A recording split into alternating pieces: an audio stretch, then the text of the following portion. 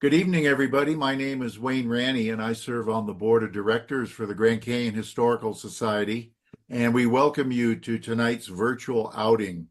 The Grand Canyon Historical Society, our mission is to celebrate and promote the study and preservation of the Grand Canyon region's cultural and natural history for the education and enjoyment of its members and the public. And just last year in 2024, we celebrated 40 years of existence when the society was started by some pioneer members of Grand Canyon Village. We encourage you to become a member. Our dues are only $35 a year. We are an all-volunteer organization, and we're hopeful that many of you can join us so that we can continue to expand all of our activities like these virtual outings and in-person outings and our tri-annual history symposiums. If you do become a member, you'll get 4 issues in the calendar year of the Old Pioneer magazine, which has a lot of history articles about the Grand Canyon and the Grand Canyon region. So we do these virtual outings. We conduct tours at the South and North Rim, and you can find it on our website. Our website is very easy, grandcanyonhistory.org. Our speaker I mentioned is Shane Murphy. He's led Grand Canyon river trips for 20 years. He's worked on polar expedition ships for a decade and has been researching, writing about, and presenting illustrated lectures on Grand Canyon tourism since 2012. I wanted to talk just a little bit for 30 minutes or so, maybe a bit longer, about John Hance's life and sort of delve into his legacy at the end, if I have time. So let's start at the beginning. So in the beginning, John Hance was born in deepest Appalachia a long time ago, under the red mark there, and in eastern Tennessee. There's the red mark according to Google Earth, and you see the French Broad River has now become Douglas Reservoir. You see Dandridge, Tennessee, and down below you see Chestnut Hill. John Hance's dad, when he went to town, he had to take a 10-mile wagon road, and he had to get on a ferry and cross the French Broad, and that was called Callan's Ferry. And that's why John's brother, George Washington Hance, said that he was born at Callan's Ferry. It was simply the closest waypoint to his father's house. Down below around Chestnut Hill, you see an area called the Diggins. People from the Diggins are even now remarked as famous Grand Canyon storytellers. So it's pretty easy to see how Hance grew up so close to the Diggins. The storytelling persona that he became was already entrenched in him as a child. A Greenberry Hance with his father, that's 2 words, Greenberry. You often see it as 1 word, but that seems to be incorrect. On the right, you see Greenberry's brother's house, a mile south of his house. And below that is what they call a cantilever barn, which is peculiar to the times in East Tennessee. John Hance lived in very similar circumstances as pictured here. Sometime before 1850, later 1840s, the family moved to Rolla, Missouri. It looks like Rolla when you see it, but if you lived there, you would be pronouncing it as Rolla. John rode racehorses for income. He attended school, became illiterate to a useful degree. Then the Civil War came on. He tried to enlist in the Confederate cavalry, but that didn't happen. That unit never formed, and so he was moved over to the 10th Missouri Infantry. He entered the war as a private, and he ended the war as a private. He fought in 2 battles. The first one, Prairie Grove, in December of 1862. The rebels were on the where the red line is. They were on the top of the hill. The Union forces were down below, and they were trying to advance up the hill. It was a day-long battle. It was cold, windy, just a no-good situation. In a attempt to win the day, late in the day, the Confederates came roaring down the hill. But if you look at the artillery down here stationed above the cavalry, they just shredded that attack. The Confederates were forced to withdraw, and they went into winter camp.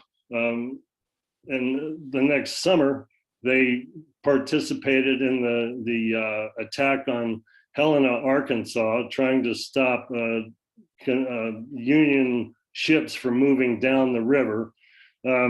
Hance's people, the 10th Missouri, actually took their objective.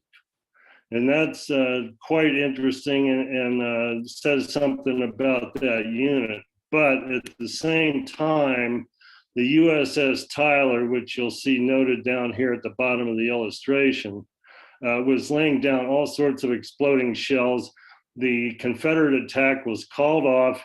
Hance and 750 others were taken prisoner, and Hance was shipped upstream to Alton Federal Military Prison, where he spent 9 months, about 3 weeks, 2 separate visits in a hospital, and then he was transferred to Fort Delaware Military Prison, where he spent 13 months and 3 continuous months in the hospital. He was quite ill, but he survived, where many of his compatriots did not. He was housed in barracks, like is seen on the right, which is actually recreated barracks at Fort Delaware Military State Park now. You see it's just 3 tiers of bunks that would have held about 200 people, a couple of cast iron stoves, and a chair or 2, and a couple of tables, and that was it. After the war, Hance returned to Rolla, and he joined Lorenzo Hickok and his own brother, George Washington Hance, in crossing the plains. Lorenzo Hickok is Wild Bill's brother, and he was a famous wagon master in his day, and they were outfitting, sorry, I had to burp, and they were outfitting building army forts in preparation for the Indian Wars on the plains. Some of the people Hance knew, or was in their orbit, put it that way, on the plains. He knew Wild Bill Hickok and Buffalo Bill Cody very well. Henry Morton Stanley of Dr. Livingston, I presume, fame, was just then beginning his newspaper career after fighting on both sides of the Civil War. General Hancock, Winfield Hancock. I might be in. Ran I have a the picture. operation Oh, there there. it is. Okay, and under him was Lieutenant Colonel George Armstrong Custer. On the right, that's George Washington Hance, John's younger by 11 years half brother, who was instrumental in John's career up until he went to Grand Canyon. And here you see George dressed up in his Mason's finery. I wanted to mention the Kansas, especially because the Hance brothers and Lorenzo Hickok were back and forth across Kansas several times. All these institutions are still there, some in more degree than others. Leavenworth and Fort Riley, of course, are still huge active military installations. The other Ellsworth, Hayes, and Wallace are great museums. They have little kiosks and things like that around. I wanted to especially point out Fort Larned because they have a absolutely stunning museum there. Really nice layout of buildings and a very helpful interpretive staff. By 1867, the Hance brothers and Lorenzo Hickok and company had arrived at Fort Union, New Mexico, hauling a lot of supplies that far west for the Army. And I don't know many people who actually have been to Fort Union, but it's a fabulous place. It's a great national monument. It's out of the way. You need to plan your visit to go there because it's so far removed. And that also has a terrific museum. The Hance brothers mainly worked as civilians for the Army, and the last civilian job they had was the Navajo return to the Four Corners from the Bosque Redondo. After they were done with that job, and by the way, we don't know much about that job. We know that George Hance was an assistant wagon master to Lorenzo Hickok, and that John drove a wagon, and that's about the sum total of that. After that, they formed a wagon train, conscription wagon train in Albuquerque, and they started across the plains for Prescott. Took them a month. They traveled under the cover of darkness for fear of Indian attacks, and they arrived in early December 1868, when Prescott had a population of 450 people.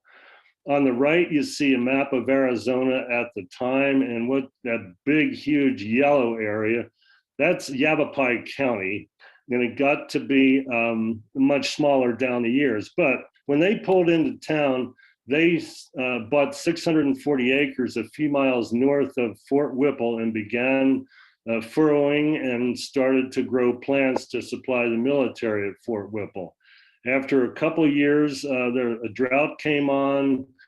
John got disgusted because they handed over their supplies to a contractor who was making twice what they were making doing all the work. So John quit the farm. He sold his share of it, and he homesteaded 60 miles southeast of there at this place.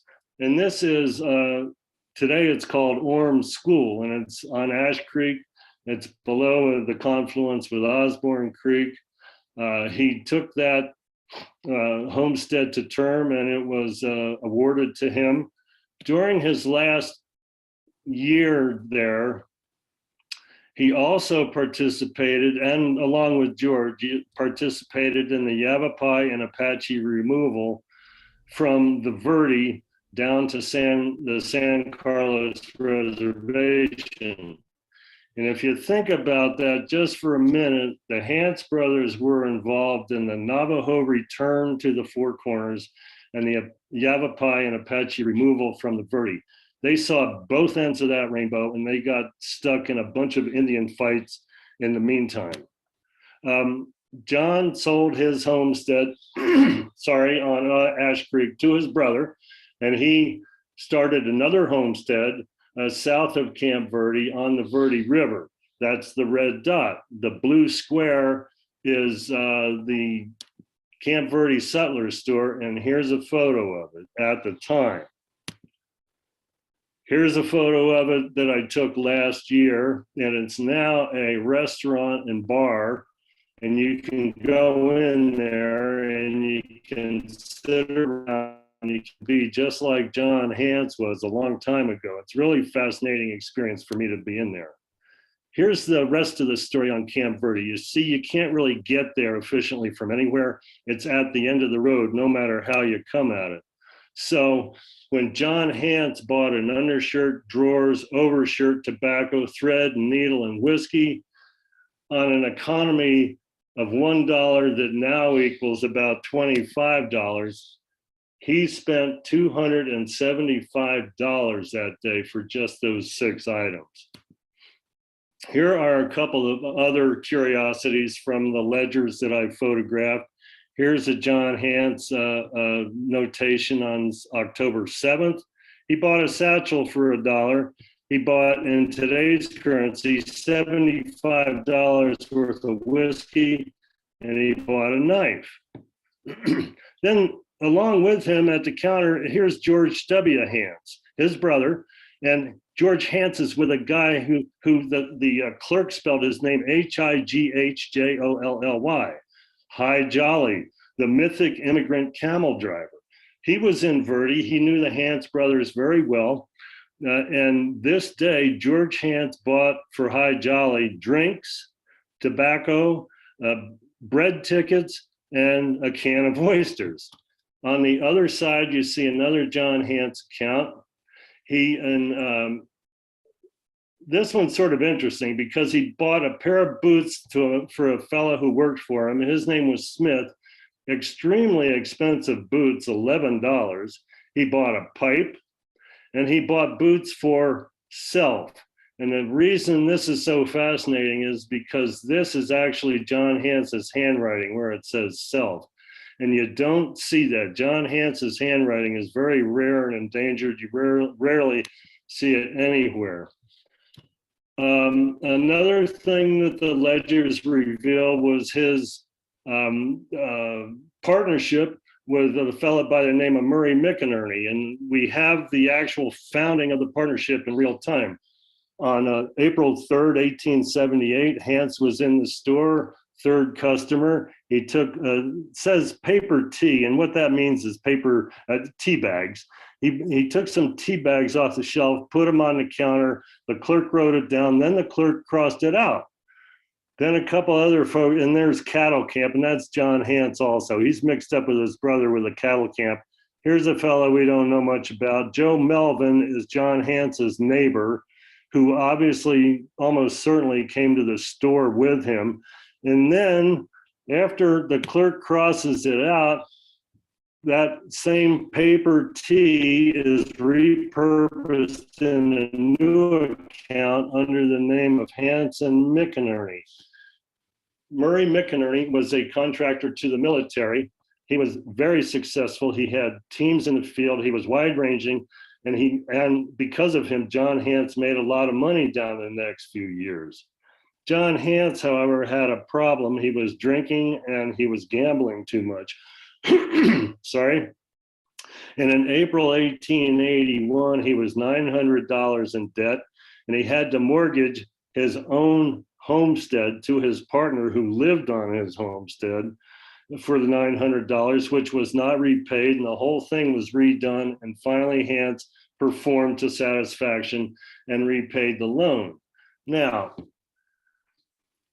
in May of 1881, on the left, you see that's the newspaper synopsis of all the military contracts that were awarded, and in the center, that is the Verdi contract. And you see that John Hance, his brother George, and Jim Hance, George's full brother who came in later, younger brother who came in later, you can see that they controlled the entire feedlot. And there was a lot of money to be made, and that's how Hance repaid the loan. But I don't think he earned everything, because in 1881, all the Native Americans had been moved south to San Carlos. Fort Verde was essentially out of business. It was briefly garrisoned a few times afterward, but essentially John Hance didn't have a way to earn a living. One of the last things that we know about in the discontinuous set of ledgers that I photographed is this entry right here. A map of Arizona for $3. There's another $75 item in today's currency, and that map was purchased where the blue dot is, and that is Camp Verde, and I believe this is the map he purchased. Those red squares and all the red stuff, that's mining activity. You don't see anything to the north of that. But what happens after this map is purchased is Fort Verde closes, Hance disappears. He goes dark. We don't know where he is for a couple of years. There are no newspaper articles. There's no legal things going on. There's nothing that we can draw on for information. The only thing we know is 2 years later, he is at Grand Canyon at a place he called Glendale Springs. So on the left, you see the sinking ship. On the right, you see Coronado Butte, which he called Ayer Butte. And down the middle of the photo, running crossways, that's Hance Canyon. And here's the cabin at Hance, at Glendale Springs. The thing about this photo right here is that it is Grand Canyon tourism for an entire 10 years almost. The rim is just, the canyon is just beyond the rim on the horizon there. You couldn't see it from the camp, but people didn't care because they wanted to come hike Hance's trail. This lousy orange line that I drew represents the first road ever made to Grand Canyon, and Hance and a couple other fellows made that road. It led only one place, to Hance's homestead between Grandview and Moran Points. And this is a view from the south looking north. And if we turn it around, we can put the homestead at the top of the picture and look south along Hance Trail. And this is what people came to see. After they could get a road to Grand Canyon, the next thing they wanted was to get into Grand Canyon. So that's the trail they were using. And this red dot is Cottonwood Camp, and I'll get to that after this slide right here. This is the first 3 miles downhill, almost straight downhill to Cottonwood Camp. On the lower left image, that's Thomas Moran, the famous artist, right there. And on the right, we have a couple of pencil drawings that he made. And then we're at Cottonwood Camp. We're 3 miles into the journey, and I don't know if you can see my cursor, but here is Thomas Moran leaning against the tree, staring into space. And here we are inside Cottonwood Cabin, John Hance's winter residence at Grand Canyon for a number of years. And over on the left, almost blending into the scenery, there's Moran again puffing on a stogie.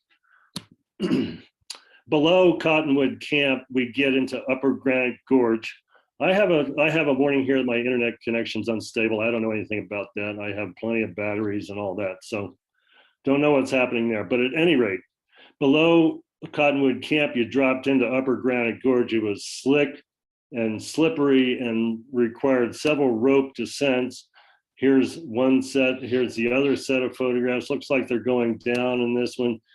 And the one on the left here at the bottom, that's John Hance holding the line as others worked their way down what was called in the day Moran's Falls. And Thomas Moran's in there somewhere. I just don't know which person he is. And the trail went to Sockdolliger Rapid. It did not go to an asbestos mine on the other side of the river. All that came later, and we will get to that. In 1892, again confirming that the canyon, Hance is the go-to guy at the canyon. Here is the first lithographic art of Grand Canyon that was drawn and made and produced in Prescott in 91 and then sold in 92. Hance Canyon miles from its mouth on the upper left, Flagstaff in the center. Again, mention of Hance Canyon on the upper right. And there at the bottom, you see panoramic view of the Grand Canyon as seen from John Hance's ranch. He was the only place to go. People went to hike the trail, but then his tall tales took over. And that's what really put him on the map. In 1899, there was a fellow by the name of George Woods who produced this book about the Grand Canyon. And basically it was a copy of John Hance's guest book, but it was all rearranged with different people in order and a little bit of editing of what they had to say. And it really pales beside the real thing, which is, this is it. And you can visit this document at Arizona Historical Society in Tucson if you'd like to. The thing about this is Woods called the fellow at the top of page 14, J.W. Powers. He obviously didn't know who John Wesley Powell was from Washington, D.C. And it's further interesting to me that John Wesley Powell and John Hance, two of the most remarked names in Grand Canyon history actually knew each other, at least for an afternoon. Also stopping by was his old buddy from the plains, Buffalo Bill Cody, in 1892. And what these folks are doing, they're sort of being tricked into an investment in a North Rim hunting camp, which never really came off. But what they're doing here is they're celebrating the fellow on the upper left.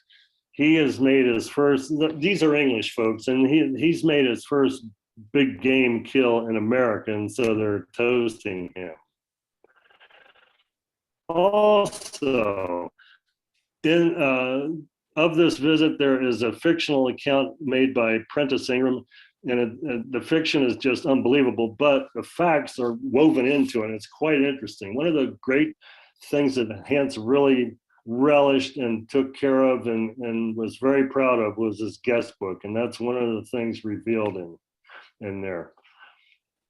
Okay, Hance has, as soon as he gets going, really hits the ground running with tourism, he abandons that and he goes mining and he goes prospecting, and he turns his property over to Lyman and James Tollfree, and they operated Fred Harvey style hotels and eateries in Southern California. They built, again, I don't know if you can see the cursor, but they built this the captain, well, the dining room and kitchen area, that building at Glendale Springs. They also installed Hance's rim cabin at the head of Old Hance Trail, which by the time the cabin was built, the trail was essentially out of use. And they also opened a post office. And from that post office, we have the first bit of Grand Canyon postal ephemera that was mailed at Tollfree, Arizona on June 9th, 1894. Here's a look at the tents and a quote from the newspaper about the tents and the table. Everything's beautiful. And then if you look at the folks standing around, they're all dressed up as if for dinner. And they might be going to dinner, but they also might be going down the canyon. They didn't have really recreational wear at the time. People wore their coats and ties in the Grand Canyon. James Thurber was anxious to control Grand Canyon tourism, and he kicked out the Tollfree brothers. They also had some other problems, but they were gone, and Thurber took over. And you can see that he installed the porch and the roof over the porch at Glendale Springs, and also some Sibley stoves in the tents. And here is a look at his operation. There's George Wood. George Wood on the left, and then a couple of wait staff there, the girls in their ties and their long skirts and their big buckles, belt buckles, and there's another one on the right side of the image. Looks like a thoroughly professional operation, even though it's out in the middle of nowhere.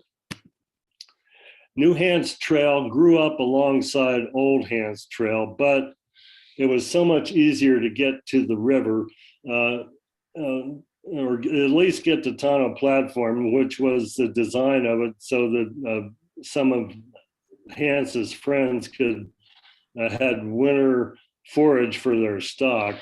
The trail was extended to the river, and people started to use that all the time instead of Old Hance Trail, which is, a real nightmare compared to this trail. After Bill Ashurst discovered what was called the Hance asbestos mine, the trail was extended downstream for another 20 miles and exited the canyon at Clear Creek. The last owner of Glendale's, outside the Park Service, was Martin Buglin, who bought it in 1905 after Hance, after a bunch of shenanigans, finally certified that he was the homesteader, which he had never done before. He'd never had a survey on the land, so it was never legally his. He just squatted there. Buglin bought Glendale Springs and set up his V-Bar V hotel there. And this is a beautiful Emery Kolb photo that's taken about 1907, 8, or 9, right in through there somewhere. And it shows Glendale Springs really in all its glory. Hance had removed to Bright Angel Trail after the train pulled in 1901. He spent all his time there. He wasn't really around Glendale Springs at all. And he was drinking and gambling, and he had some problems. The world has sort of passed him by, and I don't think he liked it much. And then one day, some Japanese wait staff from El Tovar decided that they would put a white piece of fabric with red lettering up on the battleship, which is a prominence that rises out of Tonto Platform north of Bright Angel Lodge on the south side. And they did that, and Hance was dead drunk, and Captain Hance, now General Hance, declares war on some Japanese at the Grand Canyon. Talk about fake news. In August, this article ran, "Tempest in a Teapot, flag story of fake," and that's not true. It was that people were talking about calling out the National Guard for this. Was a big time event. Then, of course, Hance was called into court, and he had to make a statement, which takes up several pages. And after that, he was fired by Fred Harvey Company, and he went and he lived in a tent until he could put himself back in Harvey's good graces, which he did. But the wound never healed. And by his 80th birthday, 3 years later, he was still angry about it. He was depressed. He didn't like the situation. He thought he was being treated unfairly. He needed a job. Nobody would hire him. It was a real sad situation. Also, this is supposed to be his 80th birthday photo, and that's what I've always understood it to be. But after you publish the book and do all that, you find out, well, maybe it was taken in 1912. So I can't really say, but he looked something like that during his 80th birthday. And a year after he published that letter, which I think Bill Bass actually typed out for him, he wanted to die down in the canyon. He had a couple of strokes. He knew he was going south, going to die. So he got on a mule, went down a trail, fell off the mule into a bed of cactus, lay there all night in the cold wind until the next morning, when some or all of these folks in this photo went and fetched him, brought him back to the rim, and put him in this car and took him to Flagstaff, to the Indigent Hospital, where he died on January 6, 1919. His head and footstones were placed 8 feet apart in order to honor the enormity of all of his lies and false statements and that, but everybody knew he was a liar and that he was really just trying to have some fun while he could. He was also 81 years old and not 80. Okay, so that's a very quick synopsis of some major events in John Hance's life. Now, a few words about his legacy. These photos are said to represent John Hance's house. And there's not any doubt that John Hance lived here, because in the left-hand photo, that is his rocking chair. So, okay, he lived there, but this is a 1903 calendar, and this is after a 1907 flag. So we don't really know when this photo was taken, besides which the timber treatments, the location of the fireplace, and a few other things don't identify a structure Hance was taken in that was photographed from the outside.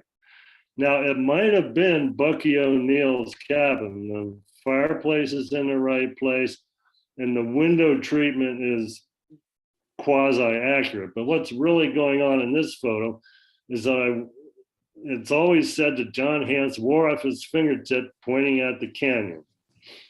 There's a 1903 photo that he would certainly seem to have all of his fingers. And here is a published in 1910 photo that would seem to show all his fingers, that everything seems to be fine. So maybe he did lose a fingertip later, probably in a riding accident of some sort. There's a lot of talk about John Hance's asbestos mine and how he went to the canyon and found the asbestos and built a trail and quickly realized that mining tourist pockets paid a lot better than mining, and none of that is accurate. And let's explore this a little bit. This is Hance Rapid. Red Canyon enters on the left, and up in the upper right, you can see the tailings from John Hance's asbestos mine. Here is the mouth of the asbestos mine looking north to Hance Rapid. And here is the fella who found the asbestos load and staked it and recorded it as a sole enterprise, and that's William Henry Bill Ashurst, John Hance's very dear longtime friend.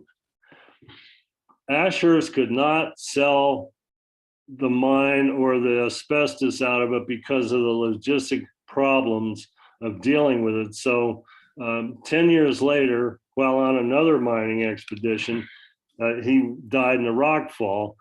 His son, Henry Fountain Ashurst, first Democratic senator from Arizona, decided that he would take that mine and 11 other mines that were made nearby and sell them, and the court agreed. And what happened was the beneficiaries were the Ashurst family, Curtis McClure, his Bill Ashurst's long-running mining associate, and John Hance, who was Ashurst's friend, but his name does not appear on any of the paperwork connected with any of the mines. I mean, this was a gift from Henry Fountain Ashurst to John Hance. And here is the chain of custody, if you will. The first person to bid on the mines was named Susan Selfridge. She considered for a few months, and she turned over her option to George Hills of Boston. George Hills bought the 12 mines. John Hance sold a 1/3 interest in 12 mines he never owned until this day of the sale for $2,000.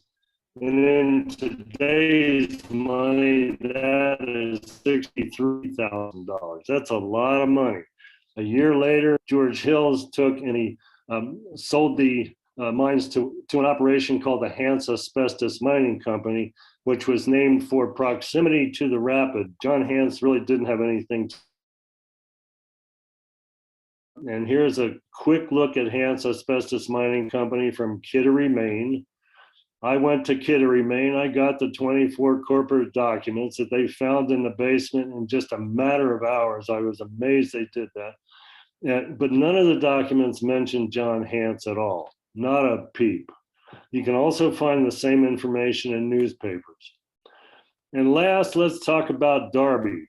Darby was a real horse. He was not an imagination, and he must have survived all those jumps across the canyon, because here's some photos of him.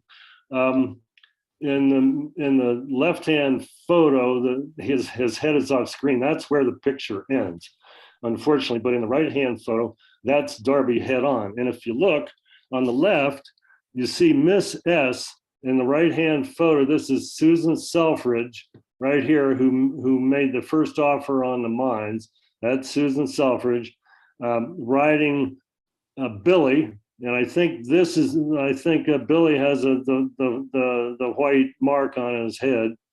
And Mr. Nash here on the right with Darby. And there's Darby. There's the physical evidence. There's actually Darby there.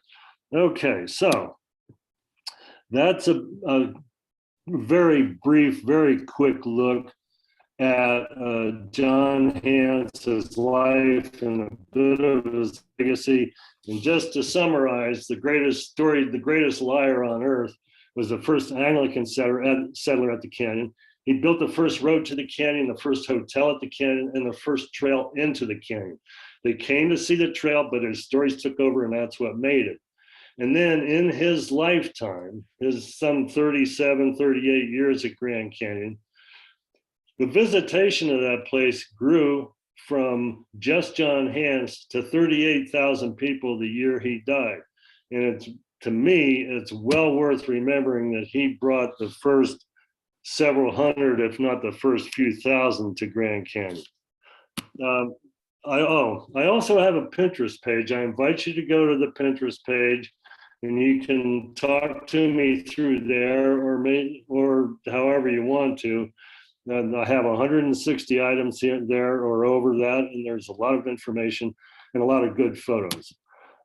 That's about it. That's all I really have to say about John Hance. I'm going to turn it back over to Kevin now and take your questions. Thanks so much for your attention. Well, thanks Go so ahead, much, Kevin. Shane.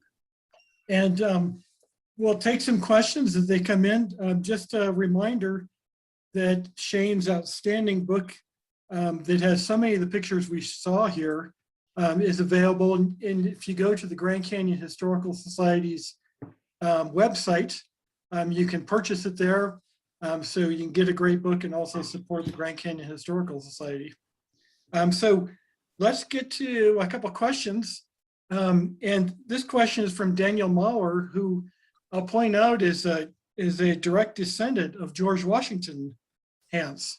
So we've got a member of the family here. Mm-hmm. And Dan asks, I know that the travel filmmaker Burton Holmes once filmed Hance for one of his movies, a few frames of which are published in one of Holmes' books. Right. I'm wondering if you, Shane, have encountered any information as to what happened to the film. No, I have not any information about any of Hance's, any films about Hance. There were apparently a couple of them, but we don't know where they are. They may have been lost forever, but we just really don't know. I'm sorry to say. Okay. Here's a question from Loretta that maybe all of us want to hear. Can you tell of one of Hance's great lies? Do you have a favorite? Oh, Lord. Mhm. Oh. Not off the top of my head. I'm sorry. I'm sorry to say. I mean, everybody knew he was a liar, and I think he was respected for that. People liked him because they could count on his lies, but he was also a very truthful person, and they respected him for that as well. And I think, Shane, taking from the end of chapter 11 in your book, there's a great line where one day Hance met a stranger while he was deer hunting at the South Rim. Oh, yeah. And John Hance said to him, "Hello, I went out this morning and bagged 3 deer all by myself." And the stranger said, "That's wonderful. Do you know who I am?" Hance had no idea, and the stranger said, "I'm the new game warden around here." And then John Hance replied, "And do you know who I am? I'm John Hance, the biggest damn liar in these parts." Yeah, that's right. That's right. Hey, Kevin. Uh-huh. In regards to the question about one of John Hance's greatest lies, one of the more famous ones, if you don't mind me butting in here, Shane. No, go. Yeah, that a lot of the Grand Canyon tour guides like to share is the one, of course, about the squirrel. The squirrel, I guess, there's multiple different stories way this one goes, but a squirrel broke into his cabin, stole his last ear of corn. Hance chased after the squirrel to try and catch his ear of corn. The squirrel dove down into a small crevice. John Hance ran back, got his shovel, chased after the squirrel, and started digging and digging and digging and digging and digging. And that's how the Grand Canyon was formed. Yep, pretty quick. There's Grand Canyon. That's right. There you go. And then all of the debris that came out of the canyon created the San Francisco Peaks in Flagstaff, Arizona. Yep, that's right. There you go. Well, thanks for that, Haley. And Haley, I'll point out, is another member of the Grand Canyon Historical Society board, doing a great job spreading the information about the canyon and this great history. We got a few more questions here. Are you From, them? Wait, I think. but from Dennis Foster, one of the great hikers of the Grand Canyon. Hance also owned a home in Flagstaff. Do you know much about that and whether he sold it? He owned several properties in Flagstaff. He bought them in the mid 90s, 1890s, and he moved to Flagstaff there temporarily for a while. But apparently he didn't like Flagstaff or wanted to be at the canyon more, and so he turned around and sold them back to who he bought them from. One of them was John Marshall, and then his brother Jim Hance bought the rest of his properties and then sold them before he disappeared back to St. Louis, where he died. I've got a lot of information. I've got the deeds and all that sort of information in my files. I didn't put it in the book, though.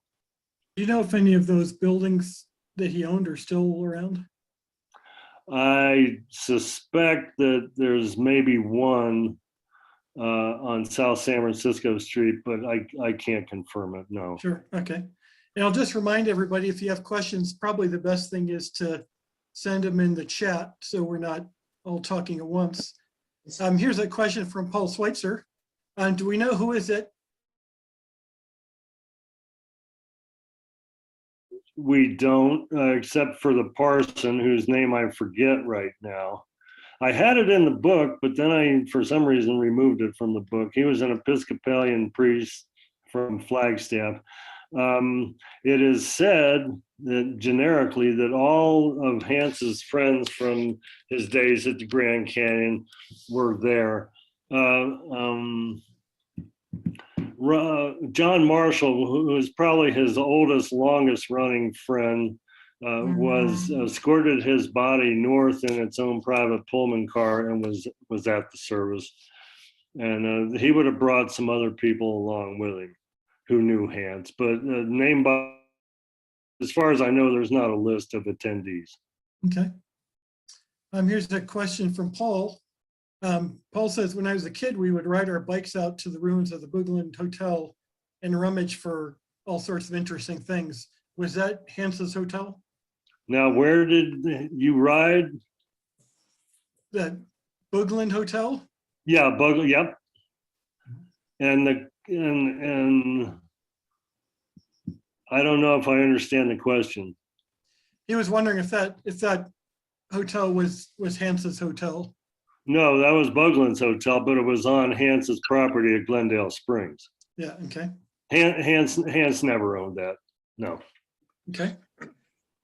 So here's kind of a different angle, more about your research. Okay. You spent a lot of time in the canyon, and there are a lot of great stories. What inspired you to do research on John Hance and then also to do an entire book about him? Well, about the book, when you fall into a funnel, the only place to flush out is at the bottom. And so that's what happened to that. But the thing that set me on the trail was, one, George Hance and his notes that are down here at the Camp Verde Historical Society. He wrote about John Hance. And we know a lot about John Hance because of George's notes. Also,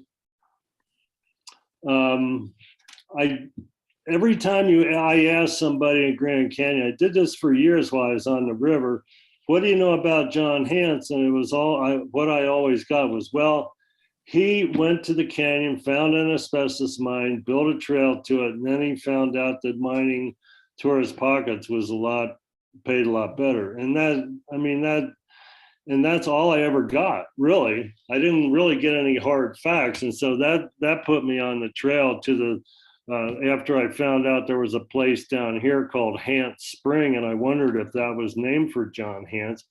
So I went down to the Camp Verde Historical Society and just started to dive into their information. Okay. You mentioned in the book a couple places about Bucky O'Neill, and he certainly knew Hance. Did they have a pretty strong friendship, or just more happenstance when they happened to be at the canyon? Or Well, I don't know much about the direct relationship between them. I know that Bucky probably came to Grand Canyon to inspect Bill Asher's asbestos mine, but he decided against that. And then he went and started just mining around Grand Canyon and started a new Bright Angel Trail and did this and that. Hance and they obviously knew each other, but not for too long because Bucky didn't last that long. I don't think he arrived at the canyon until 94 or 5 or so, and he built his cabin shortly after that. Mhm. Okay. Here's another one.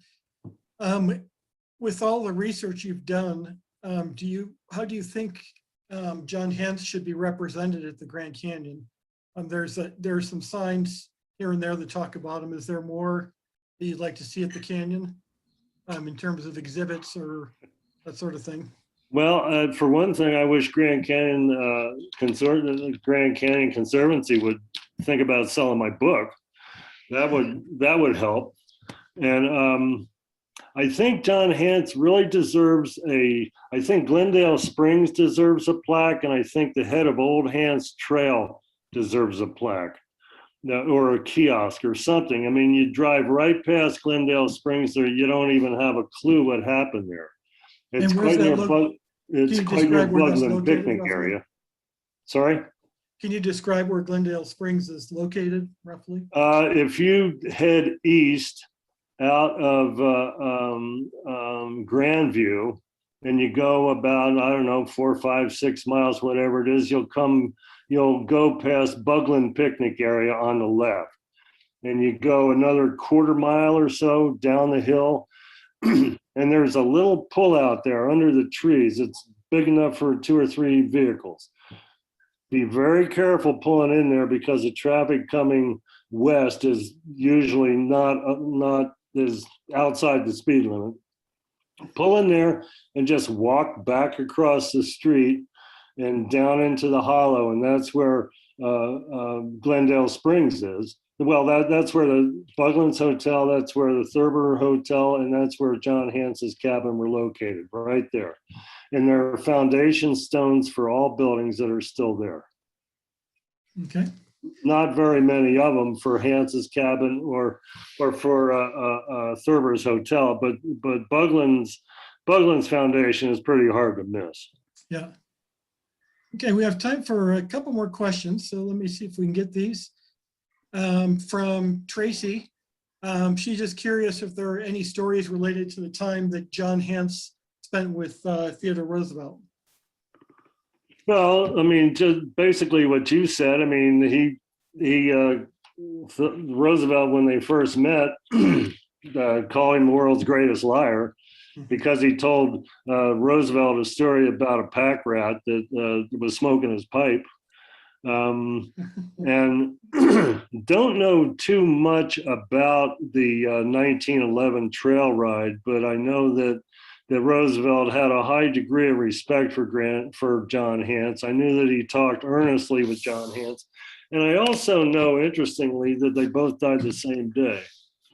Yeah, that's a curious historic. Yeah, yeah, right. Okay, one last question. Was John Hance ever supportive of turning the Grand Canyon into a national park? I've never seen any literature on that, but I don't think so. Because it would mean taking control away from his mining efforts or whatever else he wanted to do. I think it really grieved him at the end of his life when he was broke and destitute and out of luck, and he had to rent or lease 50 square feet of land just to live on. I think that probably broke his heart worse than almost anything. I mean, Grand Canyon used to belong to John Hance and John Hance alone. And then by the end of his time there, he was way far on the back burner. Okay. Well, I see a couple more questions coming in, but we're going to have to end the program. So thanks everybody for joining us, and thanks Shane for sharing this great research. Thank you so much for inviting me. And I'll just mention to everybody listening, again, if you'd like to support the Grand Canyon Historical Society and buy a copy of Shane's book, go to the Grand Canyon Historical Society website, and you can get it from the store. Thanks for joining us for this initial foray into these virtual programs for Grand Canyon Historical Society. You can follow the society on Facebook page, as well as go to our website, and we'll have announcements about future talks. In fact, our next one is set. It's going to be June 8th. And the speaker is Kevin Schindler from Lowell Observatory, who will be talking about the astronaut training that took place at the Grand Canyon. So thanks everybody for joining us tonight. Thank you, Shane. And Yep, we'll see you thank next you time. so much.